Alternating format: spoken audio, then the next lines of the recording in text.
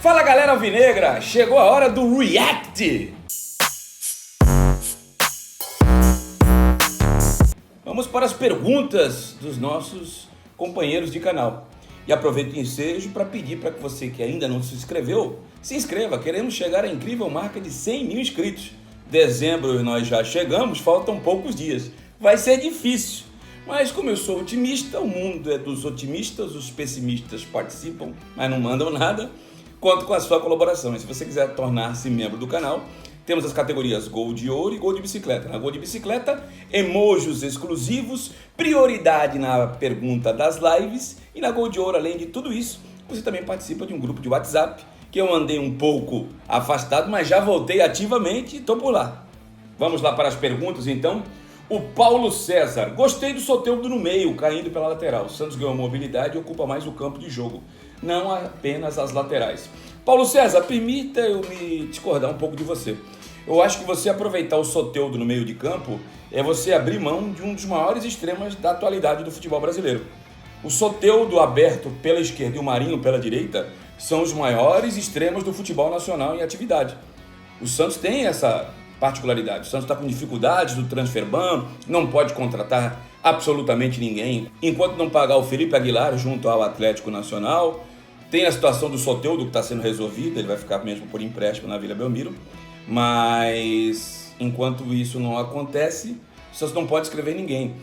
Então o Santos vive essa dificuldade de ter um coordenador de jogadas. Eu acho que o Soteldo no meio, eu respeito a tua opinião democraticamente, mas é um desperdício. Tanto que contra a LDU, quando o Santos perdeu o jogo no empate contra o Palmeiras, no meio o Soteldo não brilhou. Em compensação, quando ele caiu pelo lado esquerdo no jogo contra o rival paulista, saiu a jogada que deu o gol ao Marinho.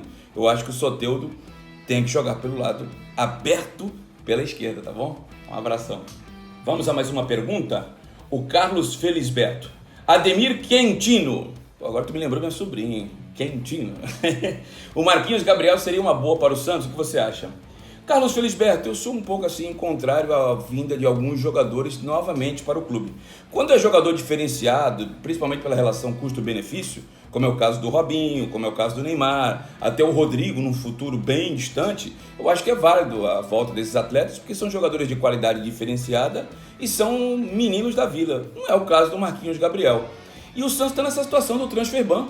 Enquanto não pagar a transferência do Atlético Nacional, não pode contratar absolutamente ninguém. Mas mesmo assim, hipoteticamente, se o Santos tivesse condições de contratá-lo, hoje eu não faria isso. Ele foi muito bem na Vila Belmiro em 2015 nas mãos do Dorival Júnior.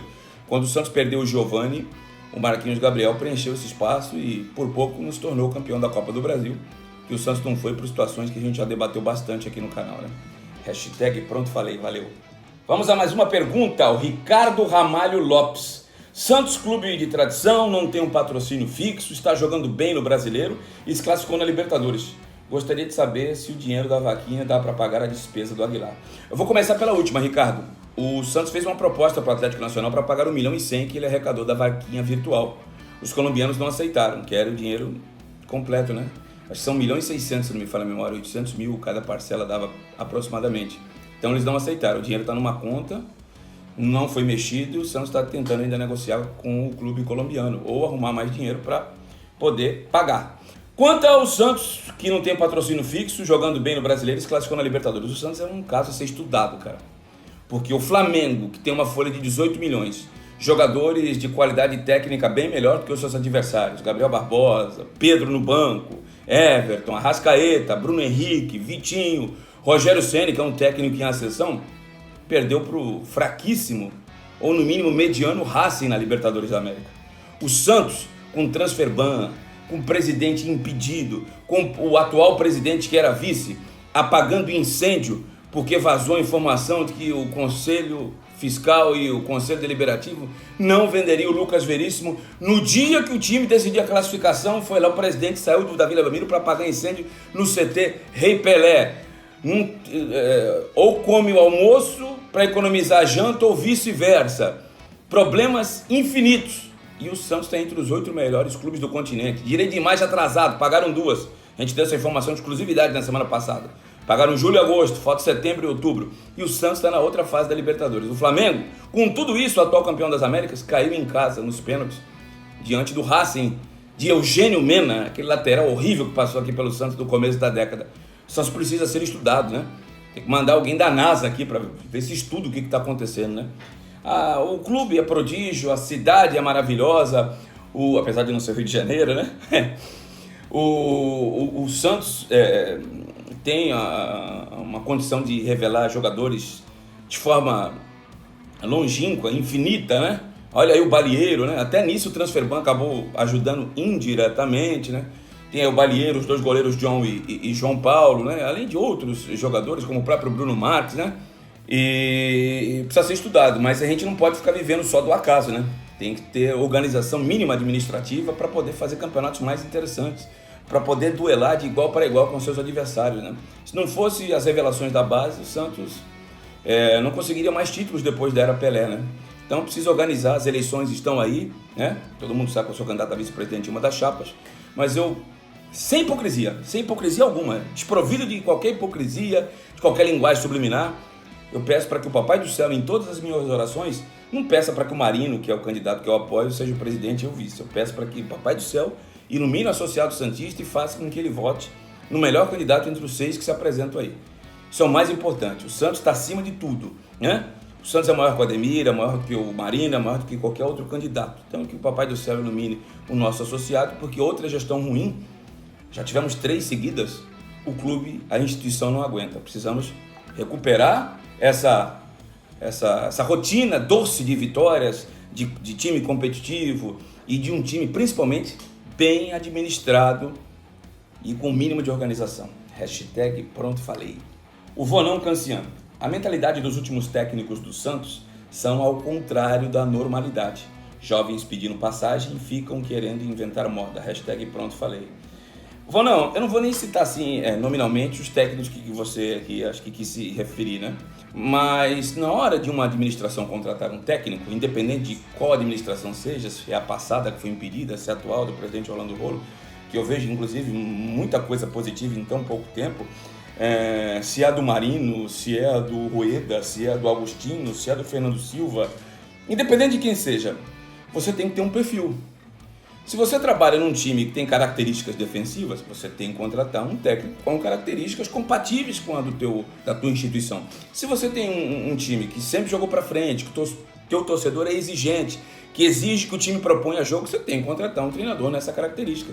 Não dá para você trabalhar no Santos e contratar o Jair Ventura, que é um treinador, não estou discutindo a qualidade dele, que todo mundo sabe o que eu penso. Mas a propositura de jogo dele é uma propositura de um time que sai no contra-ataque, que privilegia a bola longa, a transição.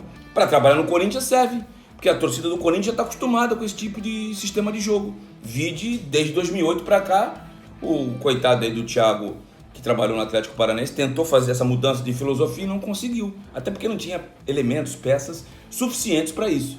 Então, gente, você tem que contratar técnicos compatíveis para isso, né? Independente do momento do clube.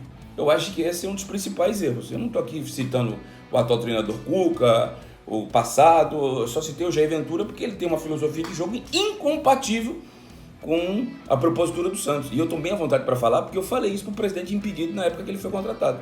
Inclusive, numa das entrevistas que tem no canal, é só procurar a única entrevista exclusiva que eu fiz com o presidente Pérez, que vocês vão ver que eu falo, inclusive, durante essa entrevista que eu tinha dado essa sugestão para ele. Então, é questão de quem administra e de quem contrata.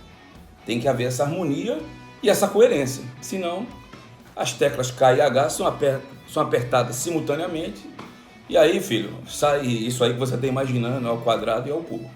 O Simeão Lima. Cuca chora por reforços. Marcelo Fernandes usou a base e deu resultado. Simeão, o Marcelo usou e o Cuca usa porque não tem outra alternativa.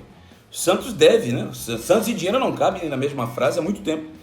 E só vão existir na mesma frase novamente quando a gente tiver uma administração decente, uma administração digna, uma administração comprometida com o orçamento compatível com o que o clube aguenta. Não adianta a comissão fiscal dizer que o clube só aguenta uma folha de 6 milhões e você querer ter uma folha de 13. Aí vai administrar o clube como caixa de padaria. Vai tirando dinheiro para pagar a conta, vai tirando, não tem contador, não tem contabilidade, não tem planejamento, não tem organização. Sabe o que acontece? Acontece tudo que isso aconteceu agora recentemente.